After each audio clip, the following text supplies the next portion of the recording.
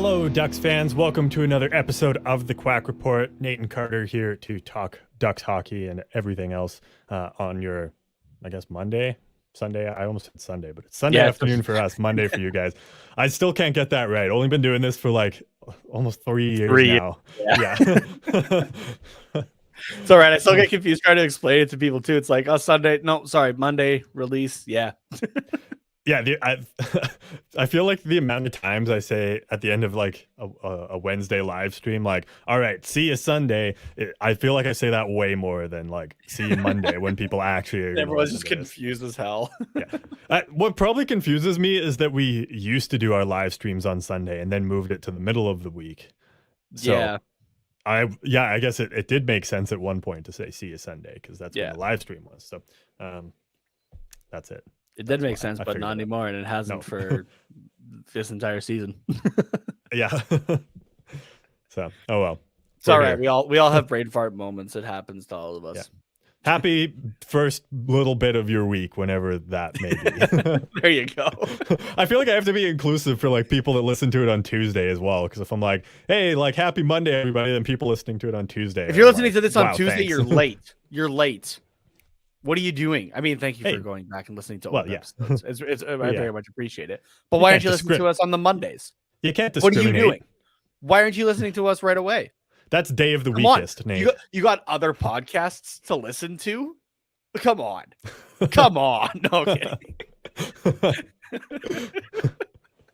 What, you want to go listen to the Jeff Merrick show? It's 32 Thoughts over us? You want to listen to Elliot Friedman, Jeff Merrick over two guys from Southern Alberta talking about California hockey? Get out of here. No, I'm kidding.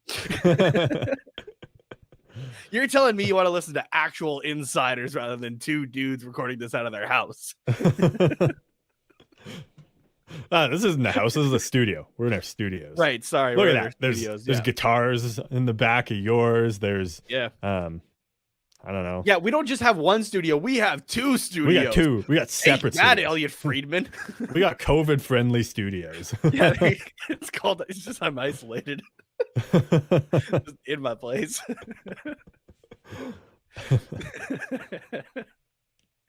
Oh, man.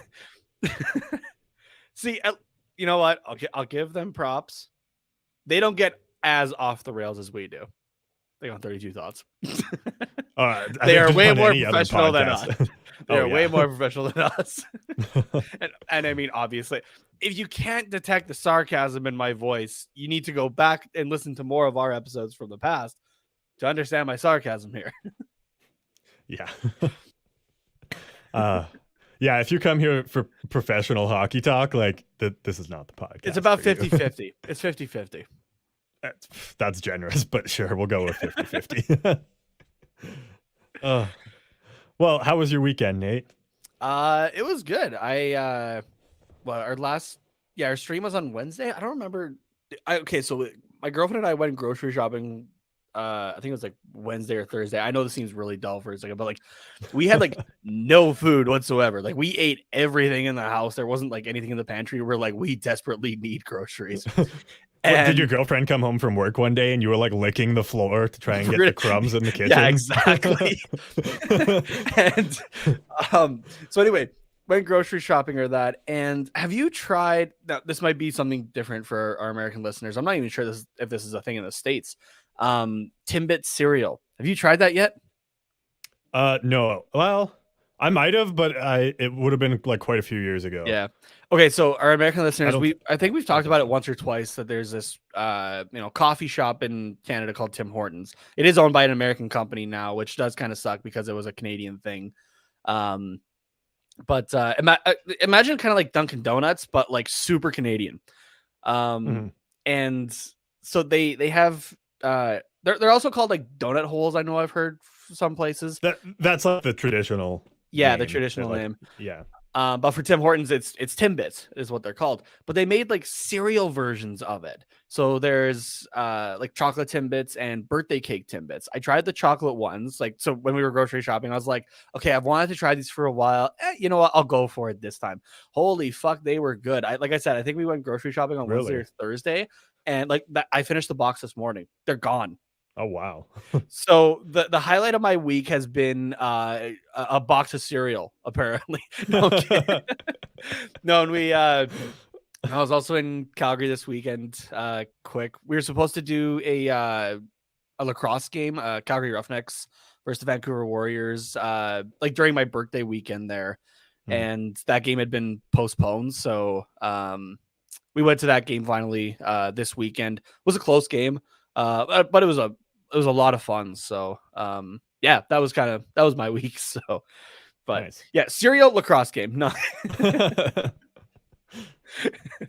No, the cereal is just on my mind because like I still have the taste of it in my mouth right now. Oh yeah, it was delicious. So yeah, no, I know what you mean. Yeah, what about you? What cereal did you pick up this week that just made your week?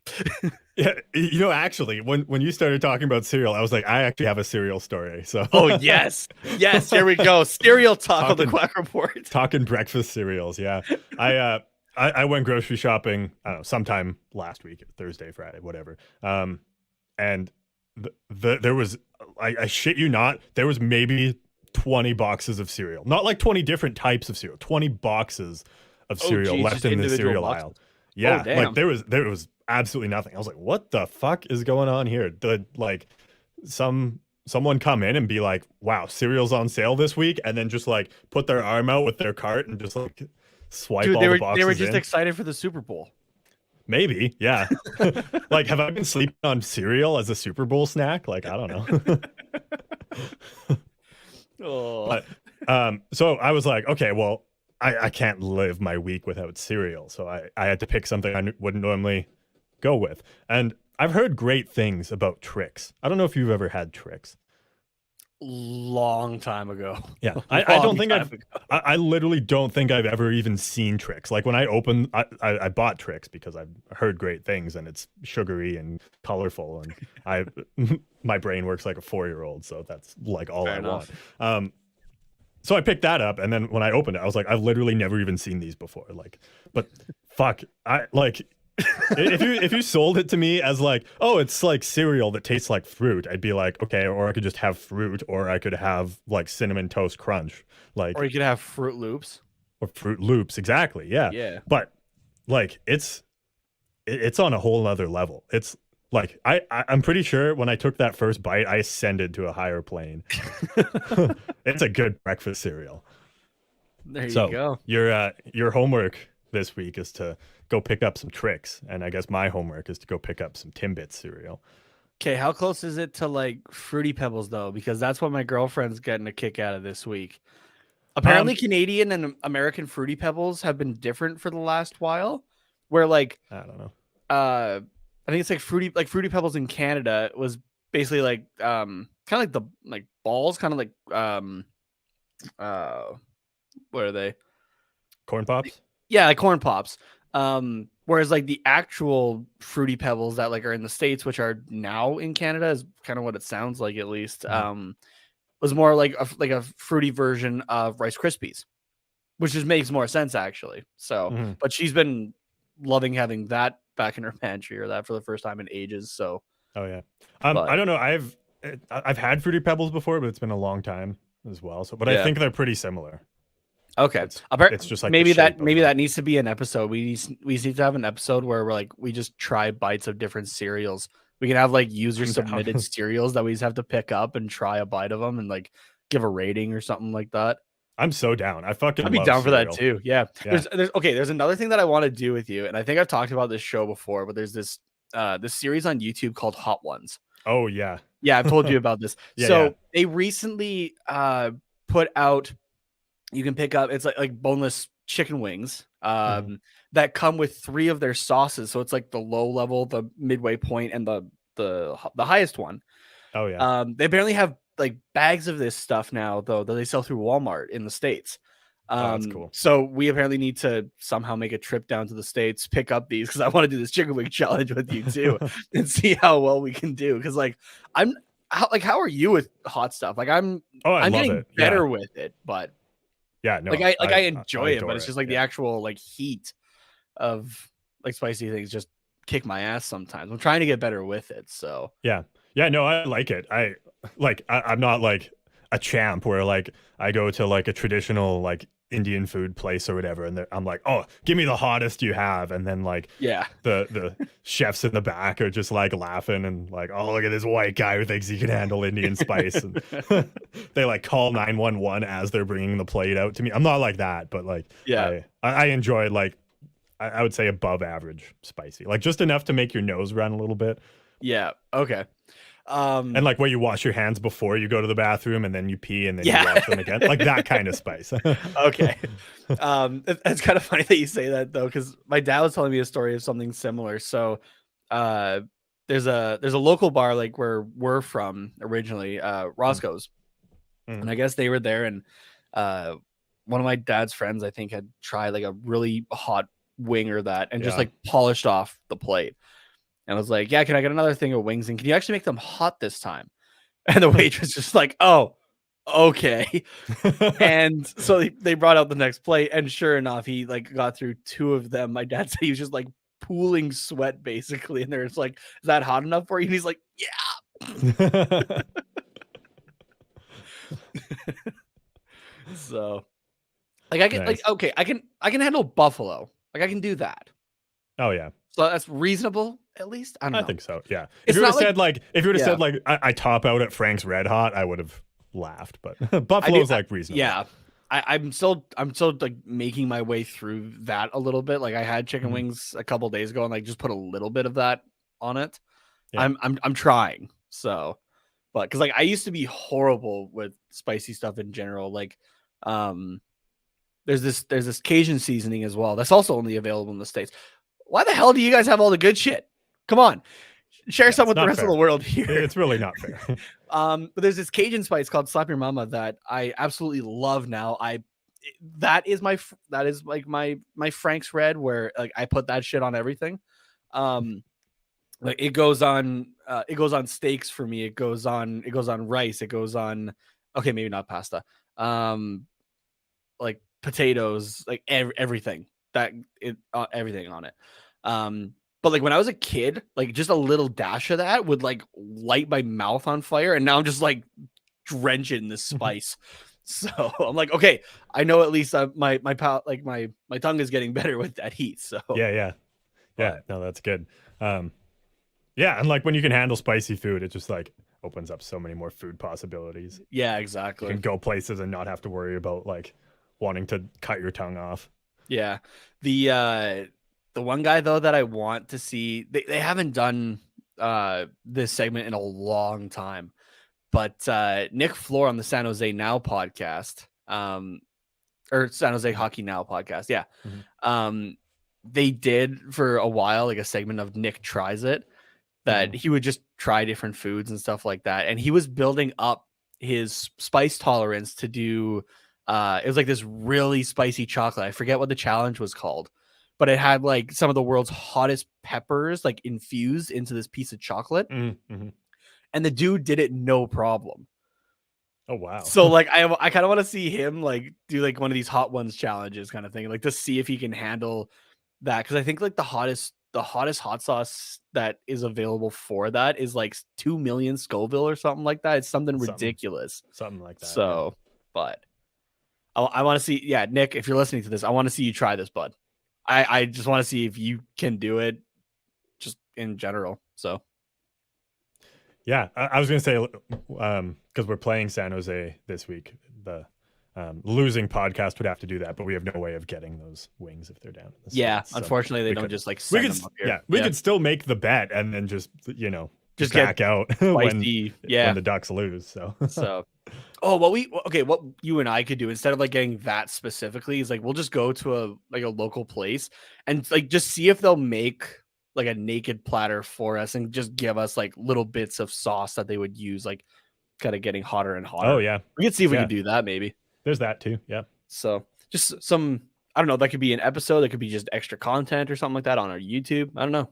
Where's brainstorming here live on show? So yeah. Well, before you get any really bad ideas, maybe we should get into some Ducks talk. Let's try Scorpion. Okay. Stinger first. Live Scorpion. Live. Oh God, fuck. Nope. That's where you draw the line. I regret saying anything now. I knew you would. Okay, let's get into a little bit of Ducks talk here. We got a couple games to talk about that. One of them will be okay, and the other one might not be as okay to talk about here.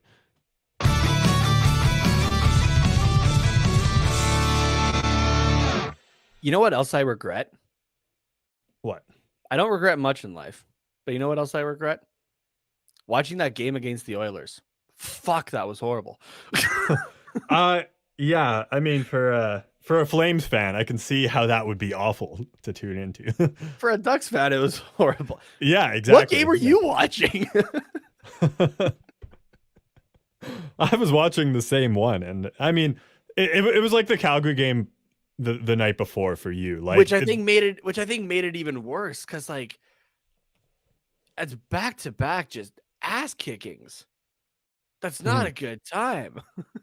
Yeah, no, not for if you're just a Ducks fan, it sucks. But for people that were fans of both teams, it's like, I mean, I can't really lose here, but like at the same time, you're like, it like a closer game would have been like, okay, I'm happy. 5-4 overtime game. Like saw a bunch of goals.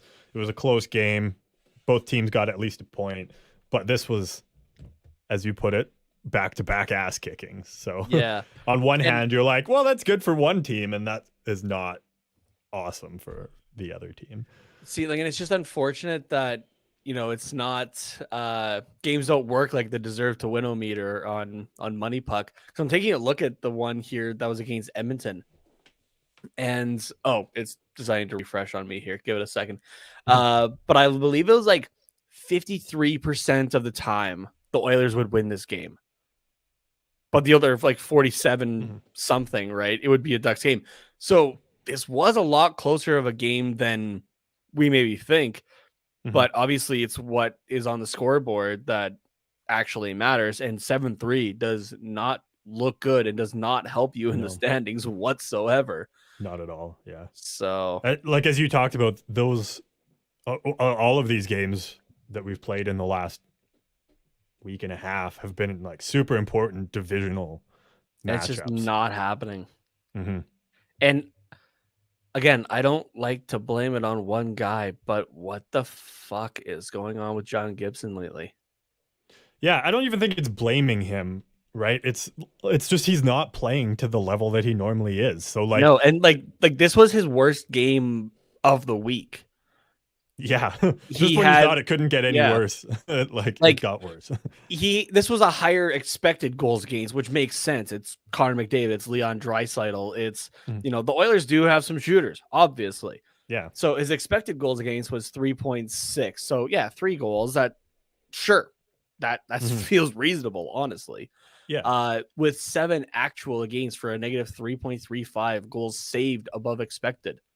That's the worst number of the week. I don't care if there's more shots against or anything like that. And even then, I don't think it was 41 shots against. Like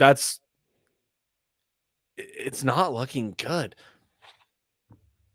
And I'm taking a look here. So yes. Okay, there were only 2 high danger shot attempts the entire game, according to Money Puck here. 18 medium danger and 26 low danger. Only 1 low danger goal against, thankfully. And that's good. The other 6 were medium danger. None of those were the high danger ones. And to kind of jump ahead here a little bit, yes, we beat the Vancouver Canucks, but the numbers again just do not look good. 16 saves on only 20 shots. An expected goals against of 1.3. So 1 goal was only expected against, and he had 4 for another negative 2.6. Yeah. And 22 low danger shot attempts, 6 medium, 0 high danger, and 3 of those goals were low danger chances, the other one being a medium one. Like, it's great that I mean, I guess not in the Vancouver one, but like, yeah, there's there's no high danger goals being scored against. That's good. But like, you don't want to be seeing so many low danger ones. This is this has been a rough week for John Gibson. So if the Canucks game was a one-off, I would, and I mean, I could still almost kind of give him a pass on that one because like he faced like how many shots in the first 2 periods? It wasn't many. It was in the single digits, that's for sure. For the Canucks game, are we jumping ahead here a little bit? A little bit, yeah. Okay. He faced 11 shots in the first 2 periods, like 2 in the first, and then I know like they had like 3 shots halfway through the second. So like you can give him a little bit of a pass there because like he wasn't getting anything. So yeah, I get it being slow and that sort of thing, but like it's just not looking good lately. No, yeah, that's kind of scary considering that this guy's literally just coming back from the All-Star game where he was determined to be one of the best goaltenders in the league. Mm-hmm. Right? Like this is a bad stretch of games here that's not really helping us, unfortunately. Like really the only reason that this isn't like super glaring, I think, is because the offense finally came out to play as well against Vancouver. They're putting 7. Yeah, I mean like I think the Canucks defense can make any team look like like an Olympic roster. Like any team's offense look like an Olympic roster. Like there was very few players on the Canucks defense that I'm like, okay, that's actually like a solid defenseman that like we are going to have a tough time playing against. Like, yes, they have Ekman Larson, who's like, okay. Yes, they have Hughes, who's pretty good, but he's young and more of like an offensive defenseman than your traditional defensive defenseman. And beyond that, I don't even think I could name another Canucks defenseman. And this game was yesterday for us. Yeah. So I have again, we're kind of jumping ahead, but we can go back to the Oilers in a second. I have a note for this Canucks game that it's kind of like looking in a mirror, and maybe not so much for this season, but definitely for the last couple where like, yeah, there was just not a lot to be excited about for the Canucks defense. And then, oh, holy shit, it's Thatcher Demko. Look at how great he is. And then, he has no support. Yeah. So, like, yes, he gave up 5 goals on however many shots, but like you look at the chances, like nobody was saving that. And like 2 or 3 of them were tip-ins either, right? Which you have like less than half a second even to react to that. So tip-ins right in front of the net too. It's not like it was a high tip where you can adjust to that. It's like, no, there was a guy that was allowed to sit, 6 feet in front of you and just get the perfect tip on. And obviously there's nothing you can do about that. And sometimes he even made those saves and then there was just a rebound in front of the net that like the Canucks defense was like calling them pylons is an insult to pylons. Like, and I feel like that's pylons is an insult to Dion Phaneuf. But it's I don't know. There's like it reminded me a lot of like say last year when or even 2 years ago, right? Like where you just look at the Ducks defense and you're like, fuck, no wonder they let in 5 goals a game, even with John Gibson. Exactly. The Ducks scored 5 goals. John Gibson's at the other end of the ice going, yeah, now you see how that feels, and then proceeds to let in 4 straight. Or sorry, not 4 straight. There was a breakup there of Henrique and Delorier, but proceeds to let in 4 goals, starting like 5 minutes into the second period. So, I want to get back to the Oilers game though, because I think there was a couple. Do we have to? It was just shit. Well, there was. I wanted to turn it off. Shout out to who was I think it was Savannah on Twitter. Who was like, y'all are still watching this, and I replied with the thing like, we got to talk about this. So, or it was either the Edmonton game or the Calgary game. It was one of those. I don't remember which, but it applies either way. So yeah, exactly. Like, I unfortunately got to watch this because I got to talk about it. So I mean, I would love to talk about the Oilers more, but I'm gonna refrain a little bit. And I want to talk about Trevor Zegras because his goal in that game was filthy. It was good. It was the one bright spot in that game, honestly. Yeah, and it was like, Zegras, fuck, we got scored against again. Like literally just a few seconds later, if I'm not mistaken. I'm just pulling up the game center here again quick. Oh, that's the Vancouver one. What the hell? No, Edmonton. Thank you.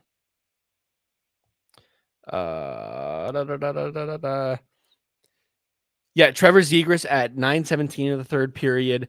A minute later, Leon Draisaitl at 10:19. Followed by Zach Hyman at 11:37. Like another minute later again. So this is like, fuck. Yeah.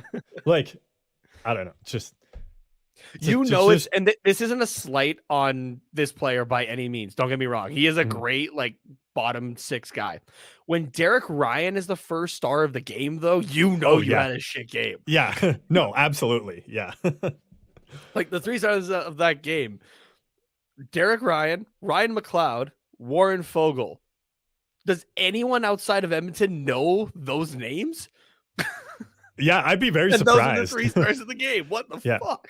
I think, Ryan came from Calgary. Calgary, and I believe he also originally came from Carolina, like way back.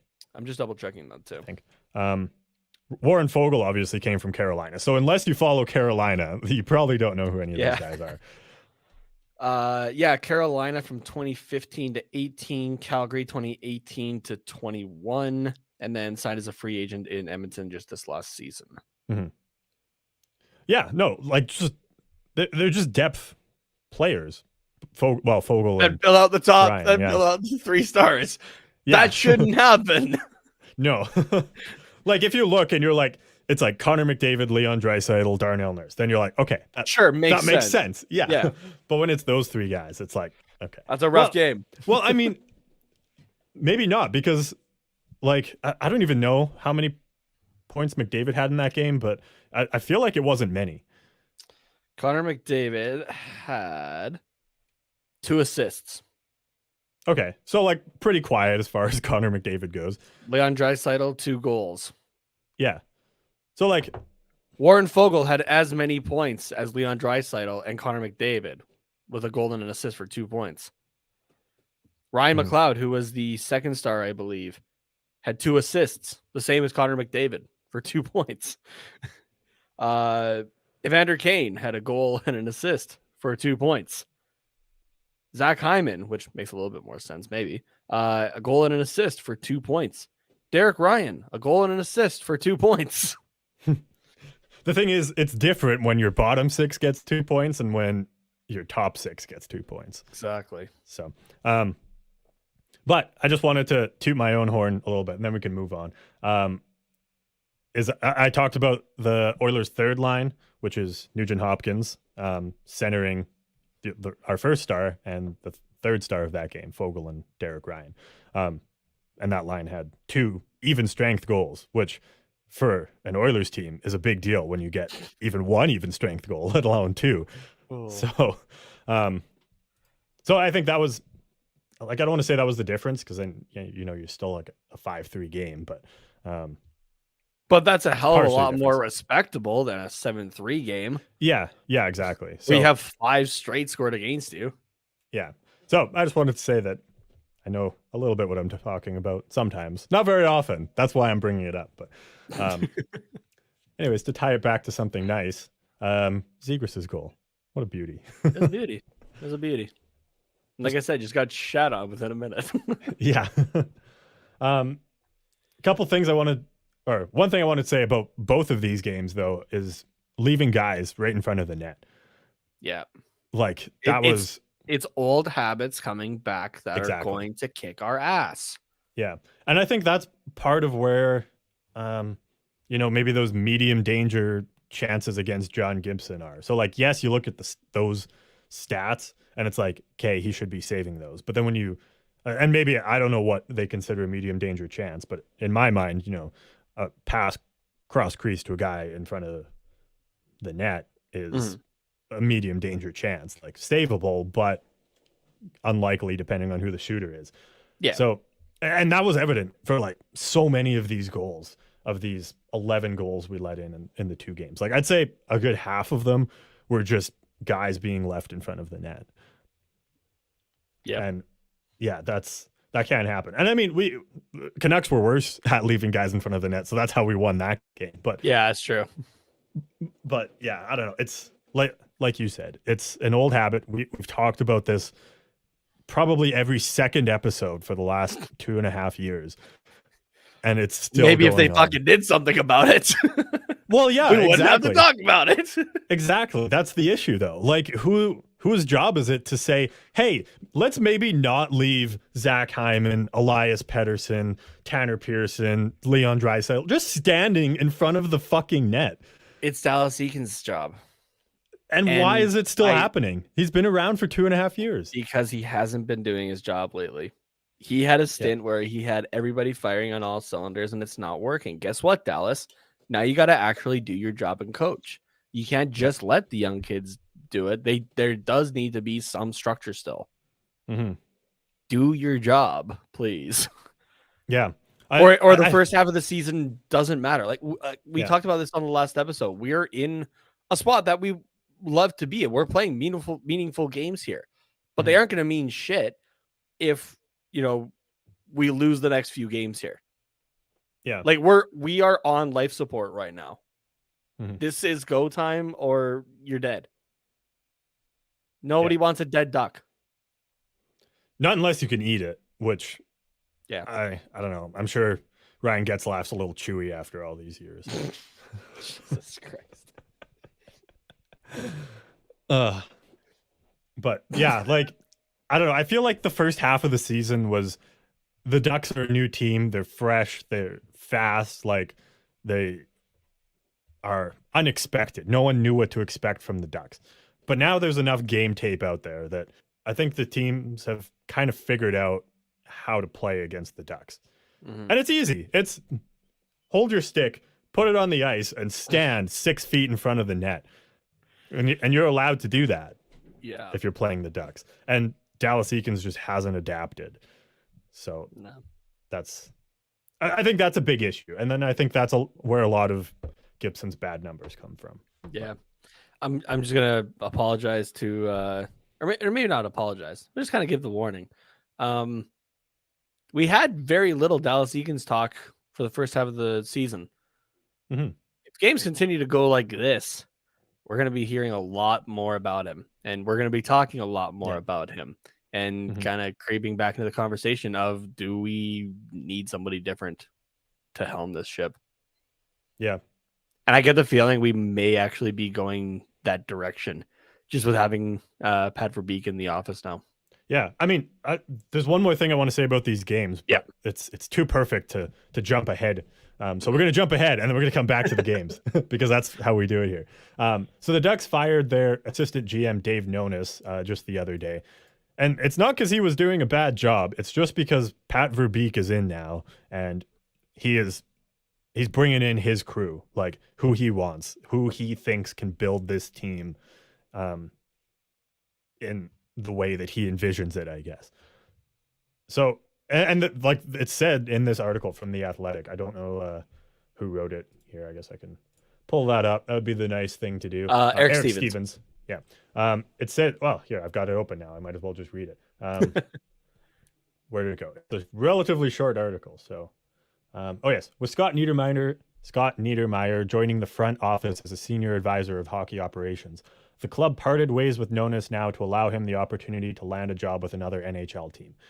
That right there is like, it's like, okay, we know that you know what you're doing and you've been great for this team, but where we see this team going, you would be better off somewhere else. Like there's other guys that are going to help better with this vision. So it's not that he's not a good assistant GM. He's going to get a job somewhere else. It's just nobody's job is safe if it doesn't fit with the structure and help this team win. And right now, Dallas Eakins is not helping this team win in Pat Verbeek's vision. I made a joke earlier about Dion Phaneuf and pylons, right? Looking in the comments here, I was reminded that Dave Nonis was the guy who gave Dion Phaneuf a 7x7 contract when he was in Toronto. Oh yeah, I hope that Nonis, after hearing that, signs in LA or San Jose now. I mean, well, San Jose doesn't know what the fuck they're doing, signing guys to 8-year, way too big deals. So we need a guy like that in LA. So this is some 4D chess here. with Verbeek saying, "Hey, Nonis, we know that you like signing 7 and 8 year deals.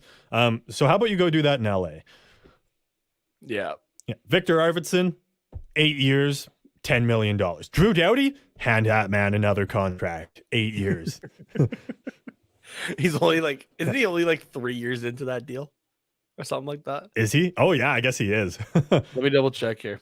Yeah, Jonathan Quick, extend, a 40-year-old goaltender. Okay, you know what? He's actually been having he's been having a decent season, but no, he has.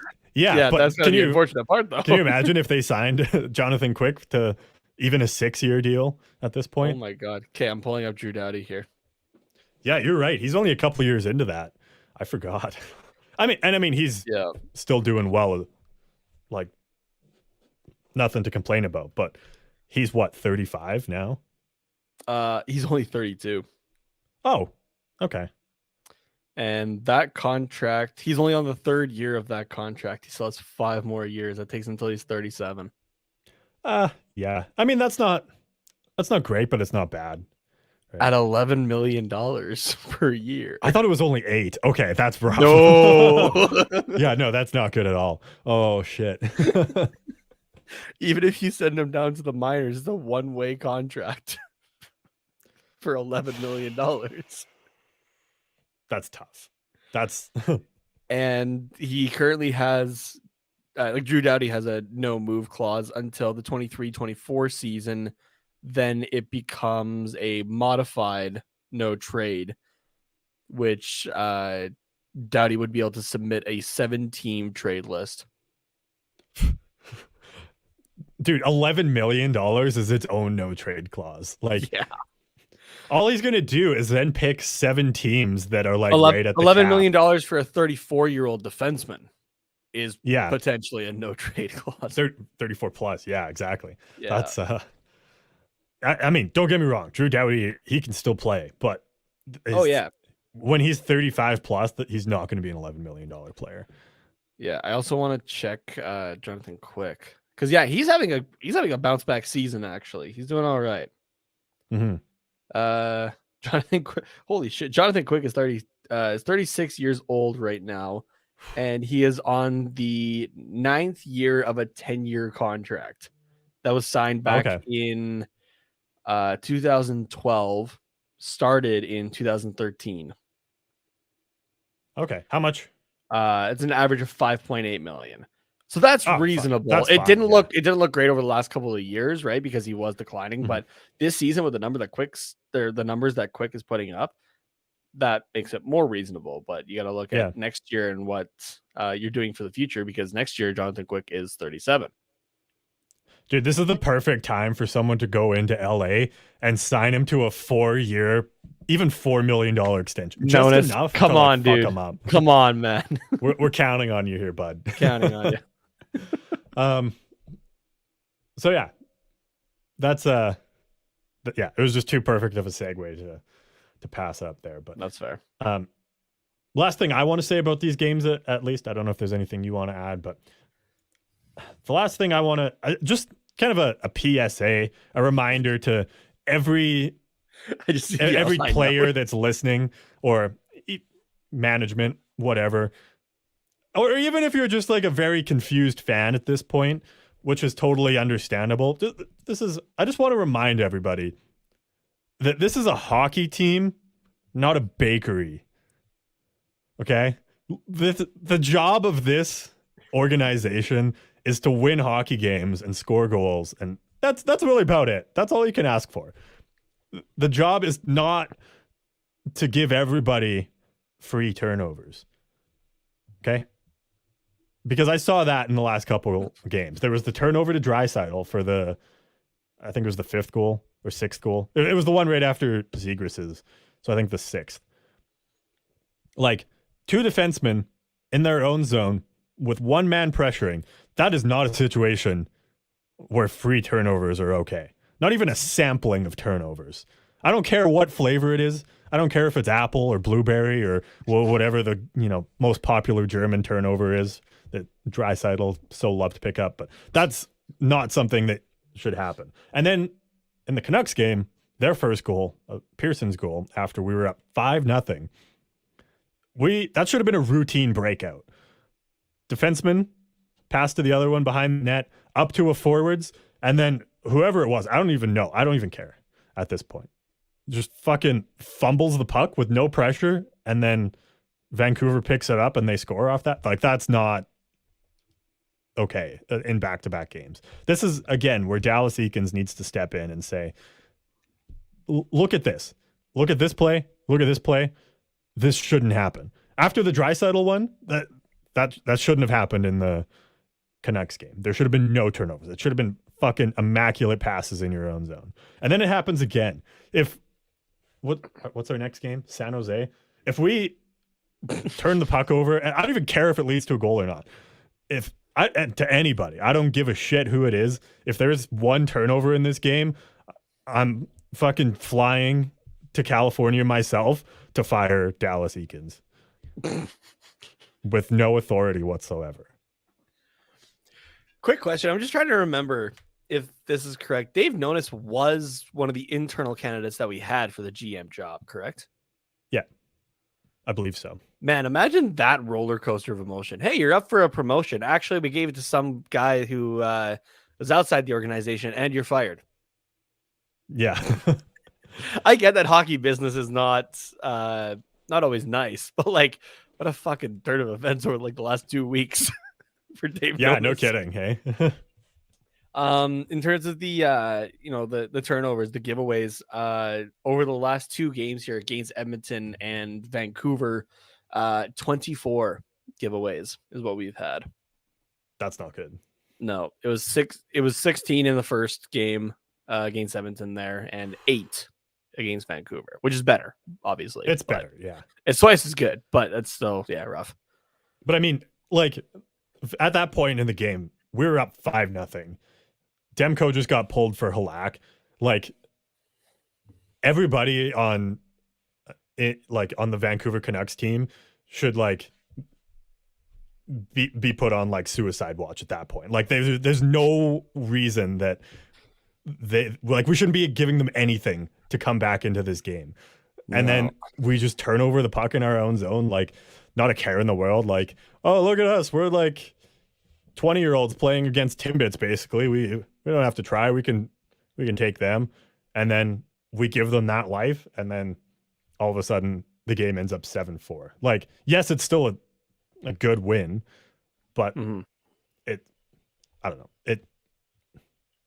It can't happen at that point in the game is my point. Yeah. It just thankful for the offense to come out to play in that game. Defense, we're still trying to find you guys. John Gibson, we're still trying to find our elite goaltender that we know is there. Just, where are you, bud? Where are you? Yeah. Like, did somebody give Craig Anderson or Matt Murray a John Gibson suit, and then John Gibson like fucked off to Mexico or something like that? Dude, Mexico seems nice right now. Have you seen outside our bedroom windows? Oh yeah, it's unpleasant. Not that anybody cares about Southern Alberta winter, but if Mother Nature could figure out her fucking mind on what she wants to do here. Every 2 weeks I go between shorts and snow boots. Yeah, right. I know those are not interchangeable things, but like, you get what I mean here. Yeah. Oh man. Okay. Well, I've got it all out of my system now. Is there anything else you want to say about these couple games, though? Let's have the offense against Vancouver and eliminate everything else that we've done wrong for these next couple of games, please, to try to salvage this season. Maybe have a chance at the playoffs. If it looks like this over the next 3, honestly, who are our next 3? We had San Jose, and then we have a bit of a break again until Friday against LA and the Islanders. Okay, these are 3 games you have to win. The Islanders aren't even a division rival, but they are sucking ass this season. Dude, the Islanders are... You need to win these 3 games. The Islanders right now, as we're recording, are in a shootout against the Montreal Canadiens. That's how bad they're doing. The Islanders in their last 10 before this game are 4-6-0. The Montreal Canadiens are 1-8-1. Yeah. So like these are okay. three. Who did I say? San Jose, LA, and the Islanders. Yeah. Okay, so the Islanders are 4-6-0 in their last 10. My God, did I just lose 2 teams here? The San Jose Sharks are 2-4-4.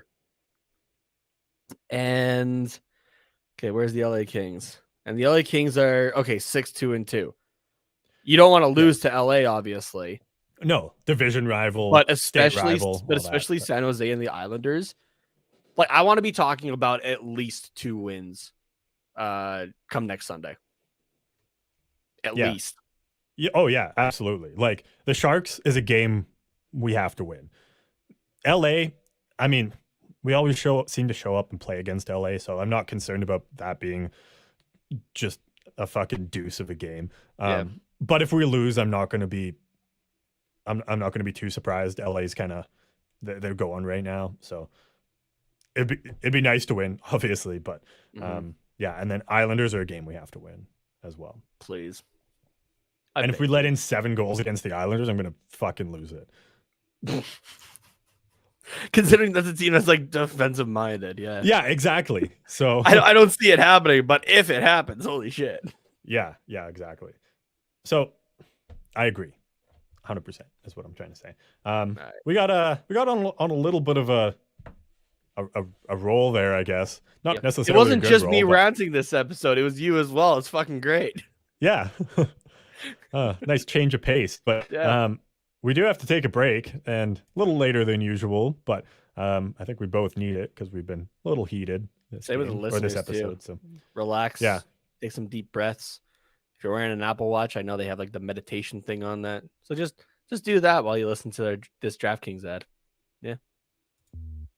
Hoops fans, the latest offer from DraftKings Sportsbook, an official sports betting partner of the NBA, is too good to pass up. I'm talking between the legs 360 windmill good. New customers can bet just $1 on any team and get $150 in free bets if they win. It's that simple. If Sportsbook isn't available to play in your state yet, don't worry about it. You can still take your shot at a big payday. Everyone can play for huge cash prizes with DraftKings Daily Fantasy Basketball Contest. DraftKings is giving all new customers a free shot at millions of dollars in total prizes with their first deposit. So, what are you waiting for?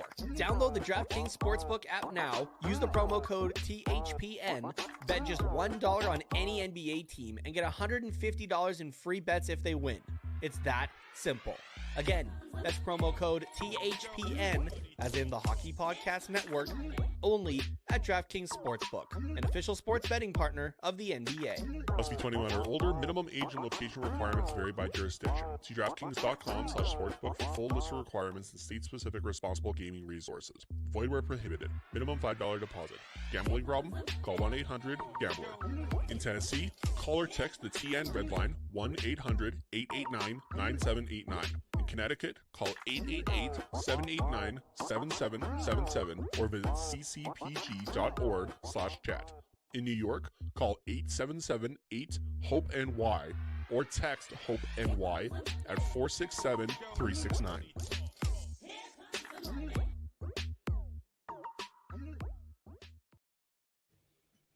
So, extra reason to win against the Islanders on, when did you say that game was? Saturday? Sunday. So, I guess we'll be talking about that one on the next Wednesday live stream. Like, not this coming Wednesday, but the one after. Yeah.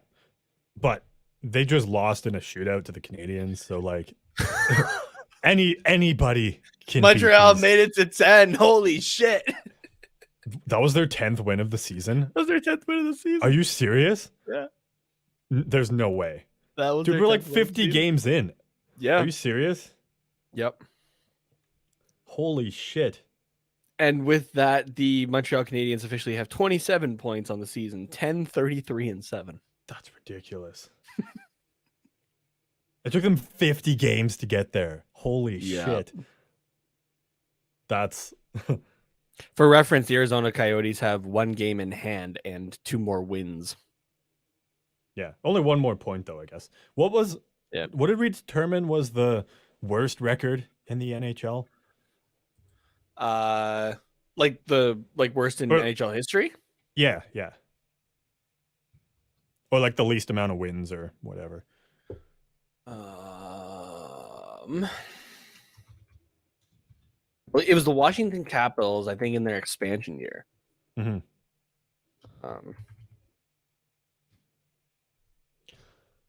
Yeah, for some reason, I want to say it's only 2 wins, but that seems just so unbelievably low.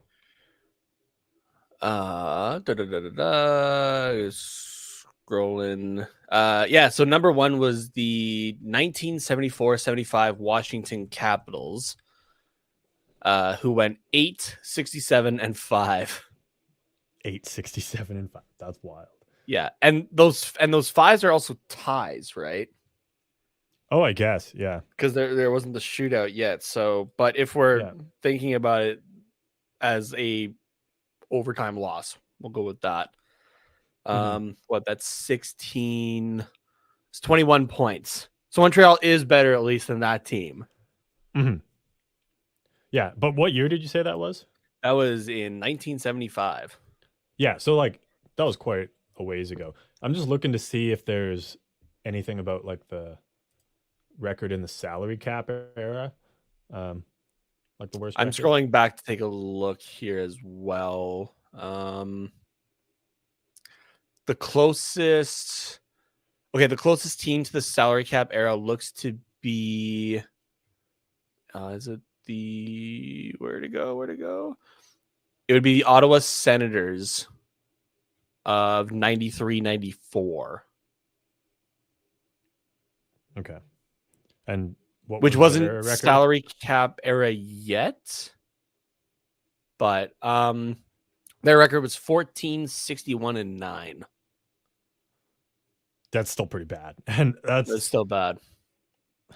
I mean, that's probably on pace for, or like the Canadians are probably about on pace for that. The 14. Senators, that was also their expansion, like their year, their inaugural season. No, sorry. That was their second year in existence. Okay.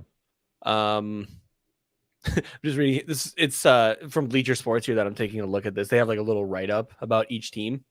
Yeah. So that's the 10th worst record in history. That's the closest one to the salary cap era here that's on this list.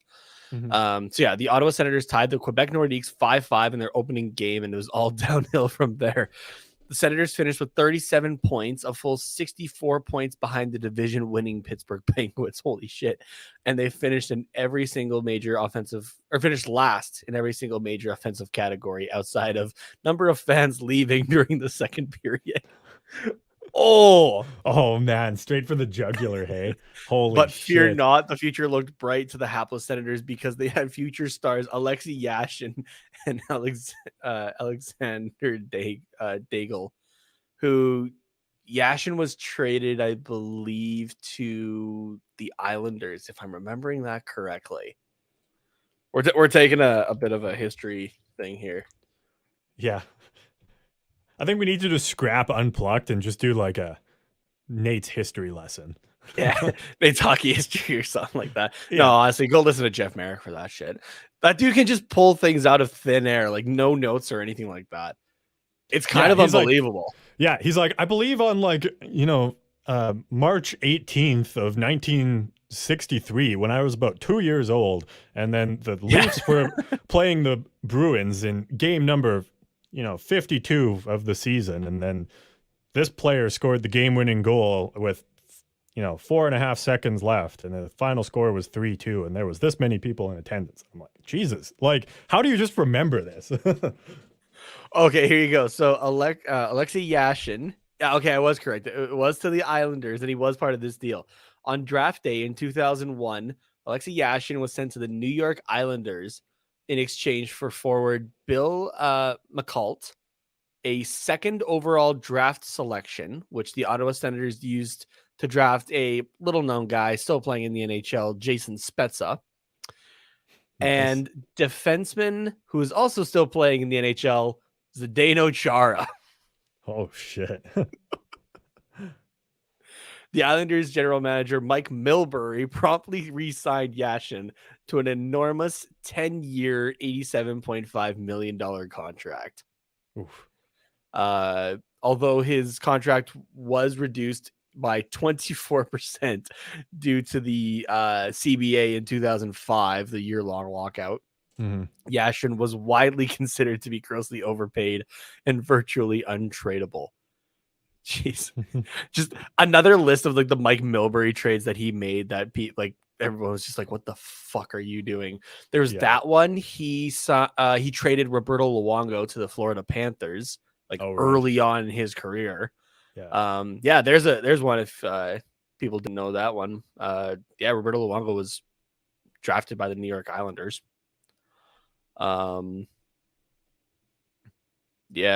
There's so much shit with Mike Milbury, man. Like there was talks, I forget who it was, but like somebody was looking for a GM and Mike Milbury's name was out there and everyone was just like, what the fuck are you doing?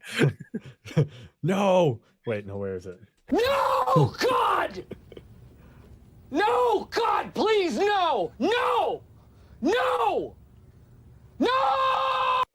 And to tie it all back, though, Dave Nonis is apparently, I don't know if there's any like legitimacy to this or whatnot, but he's apparently already been tied to the Pittsburgh Penguins.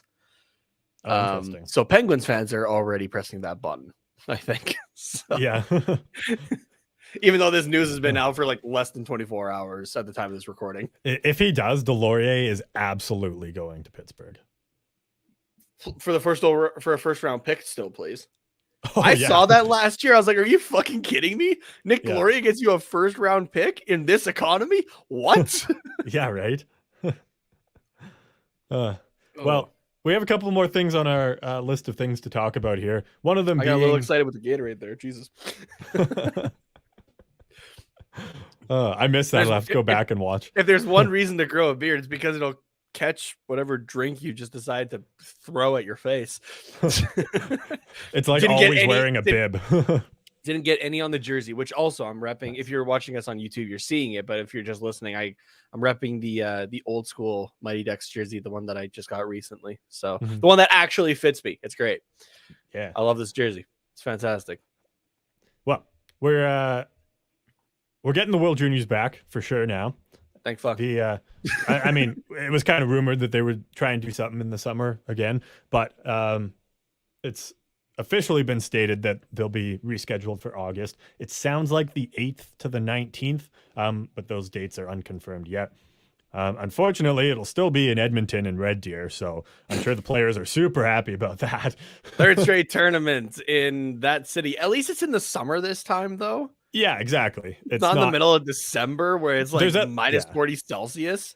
There's at least redeeming qualities about, Edmonton and Red Deer in the summertime. I don't know what they are, but yeah. I don't know. For those who are wondering as well, minus 40 Celsius is minus 40 Fahrenheit. Exactly. Oh. So fucking cold. Yeah, basically. Anyone that was eligible to play in the tournament in December is still eligible in August. But it doesn't have to be exactly the same roster. They can change things up a little bit. And by the sounds of it, this is according to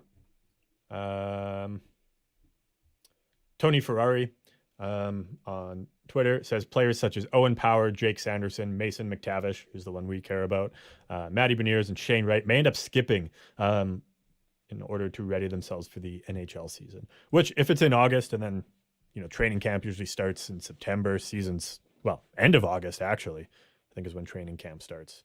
No, for a couple of weeks of September. Then you normally have preseason starting like middle of September. Season starts beginning of October. Yeah, I thought rookie camp started like end of August though. Maybe. I'm not 100% sure. I don't know. The last few years, schedules have been so screwed up that I genuinely don't remember. Yeah, right.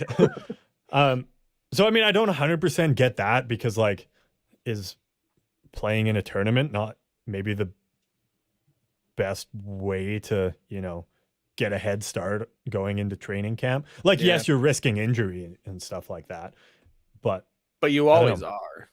Yeah, exactly. Right. So like, I feel like that's playing preseason games in the NHL. You're risking injury. Yeah. I mean, those are a little bit less intense. I think, like, yes, there's still like contact and hitting, and you can fight and stuff like that. But like, World Juniors is basically playoff hockey before the season starts at this point. Mm-hmm. So I kind of get the argument, but at the same time, like, I don't know, and maybe it's just me. Like, if I was one of those players, I'd be like, no, I'm playing in this tournament because A, it's something I want to do, and B, I'm going to be in way better shape than everybody else in training camp, which just increases your chances of making the roster. Because you're trying to get ready for this tournament to represent your country. You're already a step ahead for the NHL. Yeah, exactly. So I don't know. To me, that doesn't make any sense, but what do I know? Yeah, we'll have to see. So there are some, some teams that that push their young guys or older guys even to go to, these international tournaments, right? Mm-hmm. We've seen it before, even with Brian Burke would push Ducks players, like if they were given the chance, like, hey, go play for your country. So it's just go for it. So because you only have a certain amount of years to for the world, at least for the World especially. Juniors, yeah. Anyways, yeah. So, but even for like the World Championship and stuff like that, like during playoffs, like after teams get booted, go play more.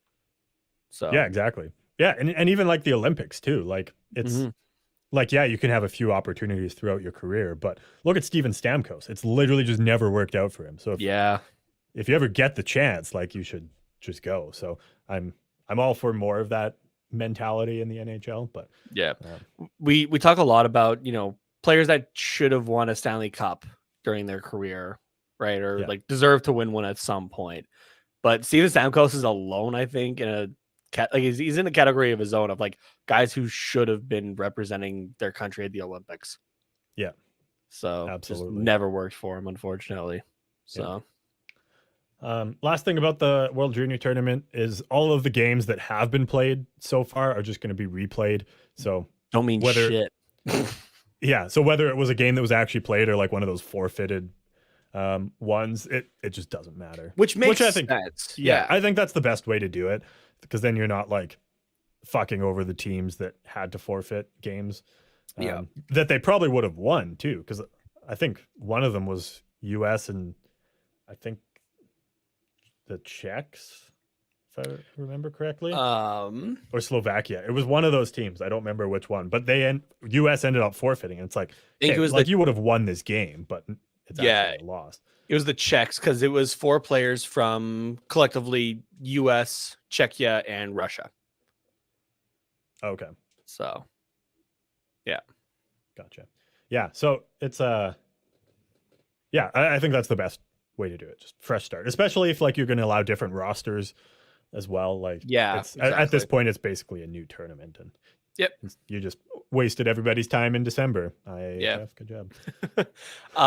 To clean something up as well here. That same age category though is also still going to be allowed to do it, so that's why you're able to have guys like Owen Power. I guess they're like just drafted it, but because the original tournament was supposed to be for 2002 and younger, which geez, that makes me feel old. But it, like, going into this year, yes, it would normally change. It'll still be like 2003 and younger starting for the December tournament again. But they're still going to keep the same age category as the original tournament. So those guys who this was going to be their last one, they still have the chance for it. So yeah, exactly. Nobody's missing out on chances of that, which is great. Unfortunately, it's just a kind of a small footnote here, but I feel like it's worthwhile to bring up, obviously. Also canceled was the women's U18 tournament that was supposed to be held in Sweden in January. That tournament is also being rescheduled as well for the summer. Looks like it'll be in June in, quote, the north of the USA. We don't have an exact host city yet, but that tournament will go ahead in June, so we'll be keeping an eye on that as well. And Sweden will be hopeful to host that tournament in 2023 instead. So cool. So we're gonna have hockey basically all year. We're gonna have summer hockey. Yeah. We'll have shit to talk about in August. This is going to be great for like 2 weeks. Yeah. Great. Well, because the Stanley Cup usually ends in June, usually early June. So if that women's tournament is like end of June, then we have hockey right after that. Yeah. Then July, I guess, will be a month off, but there's all the draft, free agency, all that stuff. Yeah. And then we get the World Juniors in August, and then training camp starts. September will kind of be the slow month. Yeah. Yeah. Just no break for us again. Which honestly, I'm okay with that though, because like we won't like usually we take a break and just do like one a week in the summer, and like I think we'll be able to cover everything in a week after playoffs are done between the two tournaments. So like we'll get a little bit of a break, but like it'll still be relevant things to talk about. It's not like we come on. It's like, all right, today we're talking about more breakfast cereals for an hour instead of 15 minutes. Yeah. That's when we'll do those things. Like we'll sit on one of our patios or something like that. Just have all the boxes lined out. I think what we need to do before that though as well is get sponsorship deals with these brands. Yeah. just to make sure it's all good. Otherwise we gotta turn the box sideways and be like, yo, this is this, or like we cover it up with a piece of paper. Get the off brand or cover it up with a piece of paper like that. The no name brand, no name brand corn pops. Yeah. This is a fruity ringed cereal called Root Loos. And it all comes full circle. We started talking about cereal, now we're ending with cereal. No, I'm kidding. We're not ending with this, but no. Almost though. Almost. Let's I know we just took a break, but let's take another quick break and then we'll talk upcoming game and what's quacking on the other side. I'm Corey Crenshaw. I'm Richie Suave Flores. And this is Sporty with Corey and Richie Suave. On the Hockey Podcast Network. What did I just listen to? Oh, this game is just bullshit now. Oh my gosh. They actually made me feel uncomfortable. What was it? Panty what? The game has gone to bullshit. Panty melted? Why do we record these during the middle of games? Oh, God. Be sure to listen to Corey and I every Monday. We are your go-to source for the Arizona Coyotes on the Hockey Podcast Network. Okay, so San Jose on Tuesday. Ducks will be back home for that game. That'll be a 7 p.m. Pacific time start. As we already talked about, it's a game we should win. Just beat them, please. Yeah. I'll even be nice to Nick. Just please beat them. Yeah, I mean, there's no reason we should lose this game. Like, where are the Sharks in the standings? 23rd in league standings. Wild card, they are sitting 7th in the wild card race. Yeah, and they're 7th in the division as well. So, like, we have 8 points on them. There's, like, yes, they still have good players. Logan Couture, Timo Meier. I mean, Burns is having an all right season as well. Hurdle. I don't even know who their goalies are. That's always been the weak spot for them. But James Reimer and it's not Aiden Hill, is it? No, he got traded to Arizona. Mm-hmm. It's James Reimer and somebody else. I'm gonna pull that up actually. No, it's gonna bother me too. But I mean, Reimer, I think's had an all right season. Like I know he's got some flack in the past, but it's James. Oh, it is Aiden Hill. Fuck. Oh, right. He went from Arizona to San Jose, not the other way around. Yeah. Yeah, James Reimer with 13 wins on the season, a .913 save percentage, and a 2.9 goals against. So, okay, maybe goaltending is not the issue for San Jose this year. No, not this year. And then Aiden Hill has 9 wins. Both guys having a shutout. And Aiden Hill with a .901 save percentage, a 2.78 goals against. Yeah, those aren't bad numbers. Like, yeah, Hills are backup numbers. Reimer's are starting numbers. Yeah. Mm-hmm. I see the Sharks kind of as where we were maybe over the last couple seasons. Just like an average team, like, yeah, they get some wins and like if you lose to them, it sucks, but like they still put in a good effort and like you can't take them too lightly. Yeah. So that's kind of how I see them. Like if we show up, start strong and just, don't let our foot off the gas. Like obviously you should do that every game, but like it's a game that we should win just as long as we play the full 60 minutes. which I know is a lot to ask of this team, but which it shouldn't be, but apparently is. But it is. Yeah. Yeah. So I don't know. That's all I have to say. Is there anything else you want to add? But Just please beat them. I don't care if it's 2-1 in regulation. Just don't give them an overtime point. It can be 1-0. I'd love a shutout. Oh, It could be 2-1. wouldn't we all? 3-2, 4-2, 5-2, 6-2, 7-2. Don't let them score more than 2 goals, please. That would suck ass again. More than anything, okay, I think even more than, obviously I want the win, but if John Gibson is playing this game, I want him to have a good game. Yeah, he needs it. He needs it. At this point, Otherwise, you got to start looking at, why am I blanking on his name right now? I picture him in my head the entire time. What the fuck? Are you thinking of Stolarz? Stolarz, yeah. I am tired, my dude. Oh, I wanted to see if you could get there yourself. yeah. But... I got there. I got there. Yeah. So, yeah. No, yeah, absolutely. Like, as much as Stolarz is our backup, like, He's doing good this season. Yeah, and if John Gibson is not playing how he needs to be, then he needs to sit until he figures it out. So, which, let's take a look at theirs just really quickly here. Gibson was 16 wins, a .913 save percentage, 2.77 goals against. Stolarz with 7 wins, 2 shutouts in that, and those 7 wins as well. A .919 save percentage and a 2.73 goals against. Smaller sample size, but Stolarz does have the slightly better numbers. Yeah. And we know that, like, if we played him more, those numbers would balance out. Yeah. They would come down. Hopefully. Quite a bit, yeah.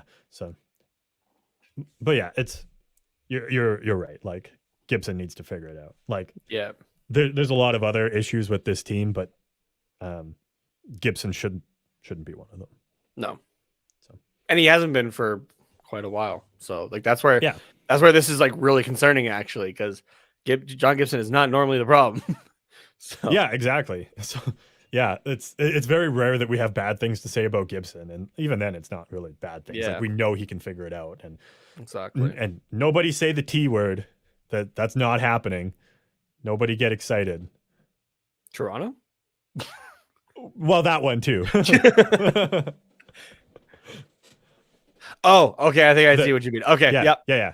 The thing that would, the T word that would get him to Toronto. Yeah. Yeah. Fuck that. No. Yeah. There's no way that happens. No. So if you're like some horny Leafs fan that's listening to this, waiting for the juicy John Gibson trade talks, it's not happening. Ooh, I said it. Oh my God. We gotta cut that. Deal with Jack Campbell and Peter Mrazek. Deal with it. Freddie Anderson was an all-star, not for the Toronto Maple Leafs. Yeah. Oh God, that's so funny. Oh man. Okay. Just a reminder to any Toronto fans that you guys traded Tuukka Rask to the Boston Bruins. And then you went and kicked your ass in playoffs. I have no reason to be salty with Leafs fans, but just because of that, I'm just gonna pound a little bit here.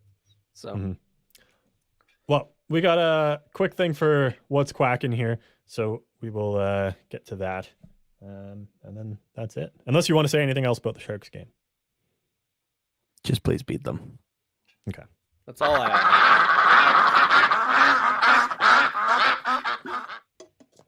So Nate was too busy shoving breakfast cereal in his face hole this week to find something for what's quacking. So I have something for what's quacking. Sweet. This week.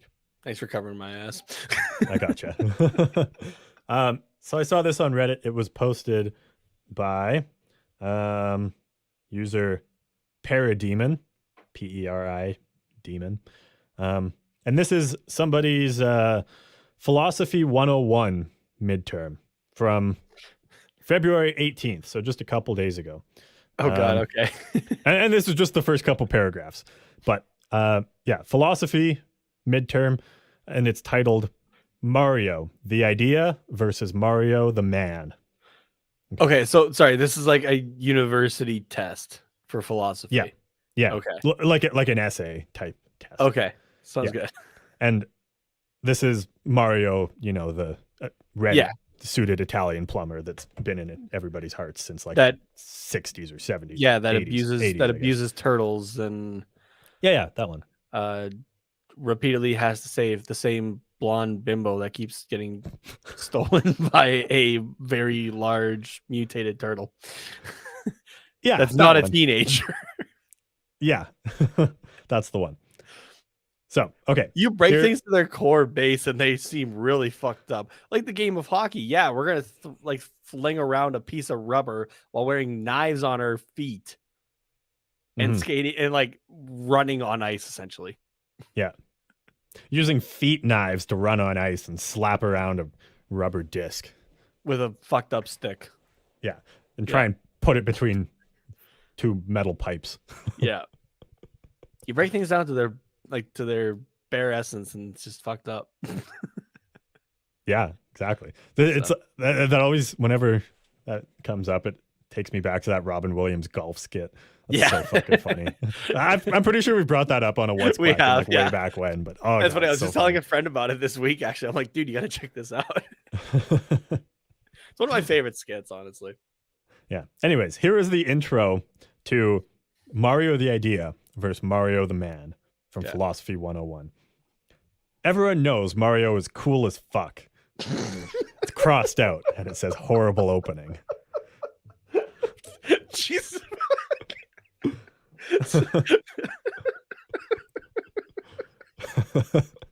Right? It's a hot start.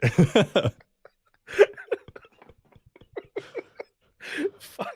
Okay, if you're laughing that hard at this part, you're not going to be able to hold it together. Dude, I already have tears forming in my eyes. Okay. Just imagine being the prop reading that opening line. Yeah, I know, right? Oh my god. Okay. All right. You good? Yeah. Okay. Everyone knows Mario is cool as fuck, but who knows what he's thinking? Who knows why he crushes turtles? And why do we think about him as fondly as we think of the mythical, in brackets, non-existent, question mark, Dr. Pepper? Perchance. That's the last sentence of the first paragraph. Just perchance. What? And then perchance is crossed out and it says, you can't just say perchance.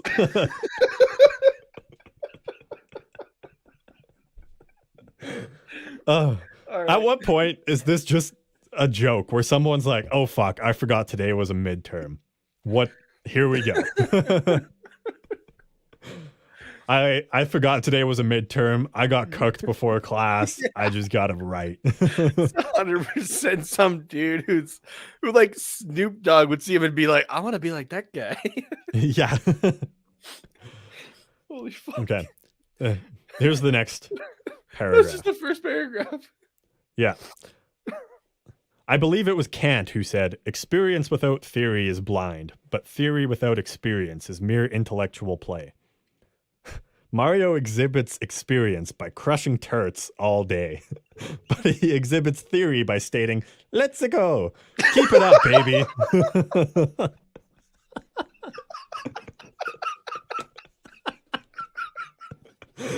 Sorry, read that sentence one more time.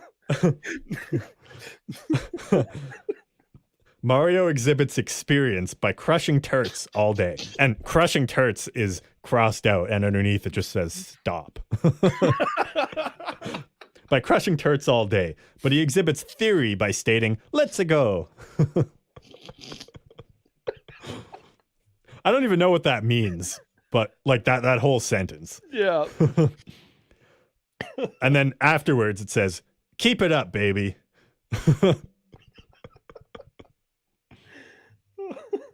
And here's the third and final paragraph that is taken here, because that's apparently all that they could handle. Dude, This was graded in paper. F, by the way. Yeah, this was graded in F. That's it. When Mario leaves his place of safety to stomp a turdy, he knows that he may die. And yet, for a man who can purchase lives with money, a life becomes a mere store of value. A tax that can be paid for, much as a rich man feels any law with a fine is a price. Which is a coherent thought. Good. That's pretty good. Yeah. Like he kind of had me there and I was like, okay, like rough start, but I think you're figuring it out.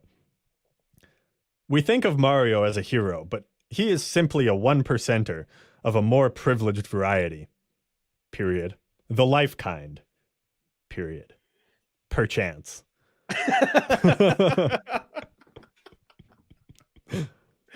And that's all we've got. I need this entire paper. Right? I know. Does it say what school this was at or anything? It doesn't. No. It has the person's name, which I'm not gonna read, and it doesn't matter anyways, but it just says Philosophy 101 midterm 1. And it was graded an F.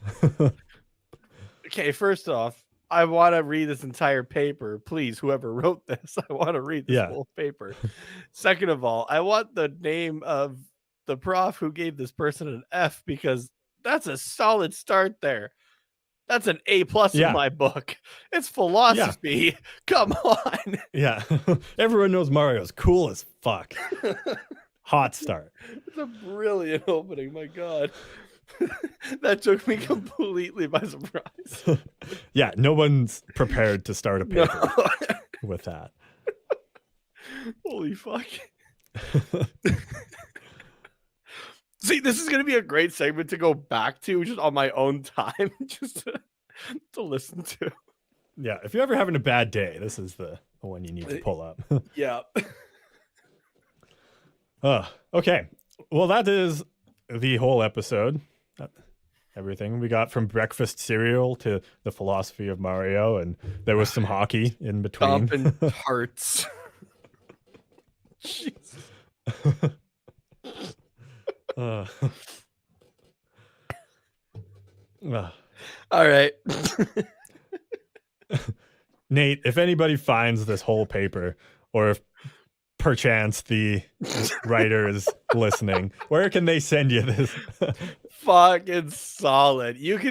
I will gladly read this paper and give you a legit grade on Twitter at Tatenommas, TATENHOMAS. And if anybody else wants to write a philosophy paper similar to this, I will gladly read it. You know what? Fuck it. Send it my way, I've never taken a philosophy class in my life, but I will read that shit.